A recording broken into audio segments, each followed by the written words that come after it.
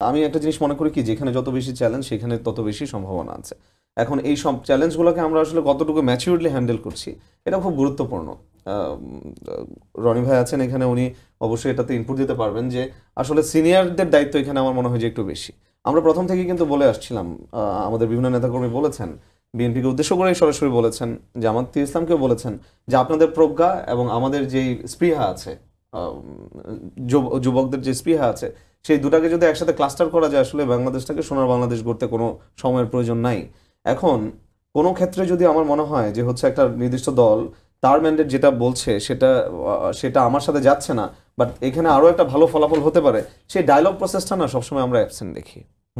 এই ডায়লগ প্রসেসটা নাই, বরং যে কোনো একটা ইস্যুতে যখন আমি তো মনে করি আসলে এই যে ধরেন ইশরাক হোসেনের যখন যে এই মেয়রশিপ যেটা এসছে, এই মেয়রশিপটা এসছে আসলে রাজপথ দখল কোনো একটা দলে চলে যাবে, এই জিনিসটা, এই যে একটা সাইকোলজি, এই সাইকোলজি থেকে কিন্তু আমরা বের হয়ে আসতে পারছি না এখনো পর্যন্ত। মানে এনসিপি প্লাস হচ্ছে অন্যান্য সহযোগী যারা ছিল সব, মানে জুলাই আন্দোলনের যারা অংশীদার ছিল, বিএনপি বাদে সবাই যখন রাজপথে নেমে এসেছে এবং হচ্ছে আপনার আওয়ামী নিষিদ্ধের জন্য তারা একসাথে হয়েছে, ঠিক তখন কিন্তু বিএনপি সেখানে অ্যাবসেন্ট ছিল।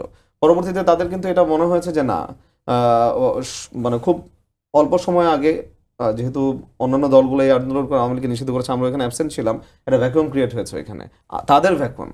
সো তারা ওইটাকে কিন্তু ফিল আপ করার জন্য নতুন করে এই কর্মসূচি এনেছেন কিনা এটা আলটিমেটলি সহজেই বোধগম্য। বিকজ এই 2022 সালের যে আইন আছে 31-এর 7ম দফা, এটা তো বাকশাল আইন বলেছেন মির্জা ফখরুল ইসলাম আলমগীর নিজে, অন রেকর্ড আছে চ্যানেলের, আমি আজকেও দেখে আসলাম। সো যেখানে আইনটাকে আমি নিজেই মানতাম না, সেই আইনের মাধ্যমে যে নির্বাচন হয়েছে, সেই নির্বাচনটাকে নিয়ে যখন আমি বলছি না এটাই রাইট, আমি বৈধ, সো সেখানেও একটা ডায়ালগ প্রসেসের একটা সুযোগ ছিল আমি মনে করি। কিন্তু ইশরাক হোসেনকে আন্দোলন করতে হলো কেন? আদালত রায় দিয়েছে, নির্বাচন কমিশন গেজেট প্রকাশ করেছে, তাকে শপথ না দিয়ে আবার এনসিপির হয়ে ঢাকা দক্ষিণের একজন বাসিন্দাকে দাঁড় করিয়ে একজন আইনজীবীকে ধরে এনসিপি এই রিটটা কেন করলো? না আসলে দক্ষিণের একজন বাসিন্দা করেছেন এই রিটটা, এনসিপির, কিন্তু ব্যাক এন্ডে তো সব এনসিপি নেতারাই ছিল। না ব্যাক এন্ডে আসলে কি, ব্যাক এন্ডে আপনি এটা ঢালাভাবে এটা বলা যাবে না। আমি জানি, আমি দায়িত্ব নিয়ে বলছি, কারণ আমি উপস্থিত ছিলাম, আমি কোর্ট রিপোর্টিং করি, আমি জেনেই বলছি। না আপনি জেনে বলছেন, অফকোর্স। এখন আমি আপনাকে কনটেক্সট এইভাবে দিচ্ছি,